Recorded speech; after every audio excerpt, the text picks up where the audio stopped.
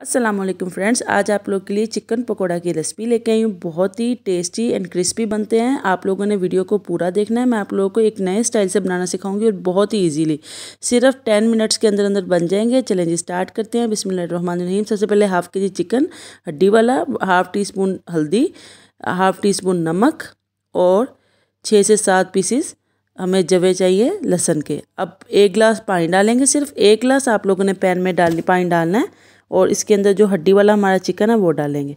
अच्छा, चिकन आप लोगों ने हड्डी वाला ही लेना है क्योंकि इसका जो टेस्ट है वो बहुत ही अच्छा लगता है, जूसी बनता है बहुत ज़्यादा।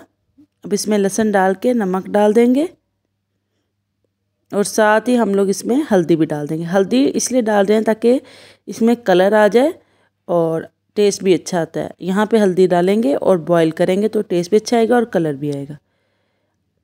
आप लोग जिस तरह से मैं आप लोगों को रेसिपी बता रही हूँ इसी तरह से फॉलो करके रमज़ान में बनाइएगा। सिर्फ 10 मिनट्स के अंदर अंदर आप लोगों की रेसिपी तैयार हो जाती है। अब हाफ़ कप बेसन लेंगे, हाफ़ टी स्पून हम लोग लेंगे लाल मिर्च पाउडर, 1/4 टीस्पून हम लोग लेंगे नमक और 1 टीस्पून हम लेंगे ज़ीरा पाउडर और 1/4 टीस्पून हम लेंगे टाटी अगर है तो ले लें, नहीं तो स्किप कर दें, लेकिन टाटी डालने से अच्छा टेस्ट आता है। 1 टीस्पून लेंगे धनिया पाउडर। अब इनको मिक्स कर लेंगे सारे को। और ये जो पानी मेरा उसमें से यखनी में से बचा था, जो मैंने चिकन बॉईल किया है वो था थोड़ा सा, वो मैंने डाल लिया और बाकी थोड़ा सा और पानी डाल लेंगे।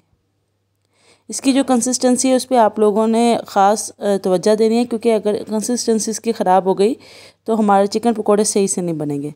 हम लोगों ने बहुत ज़्यादा पतला नहीं बनाना है, इसको गाढ़ा बनाना है। थोड़ा थोड़ा पानी डाल के मिक्स करेंगे। हाफ़ टी स्पून इसमें कुटी लाल मिर्च भी डाल देंगे। थोड़ा सा और पानी डाल के मिक्स कर लेंगे अच्छे तरीके से।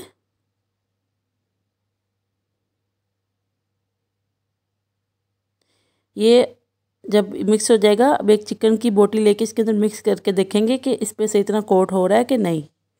ये देखें, ये सही तरह से कोट हो रहा है, इसका मतलब हमारी कंसिस्टेंसी बिल्कुल सही है। अब सारा चिकन इसके अंदर डाल के और सारे चिकन को अच्छे तरीके से बेसन में कोट कर लेंगे। अफ्तारी में सिर्फ 15 मिनट रह गए थे जब मैंने ये बनाया और 10 मिनट के अंदर अंदर ये मेरा बन गया था।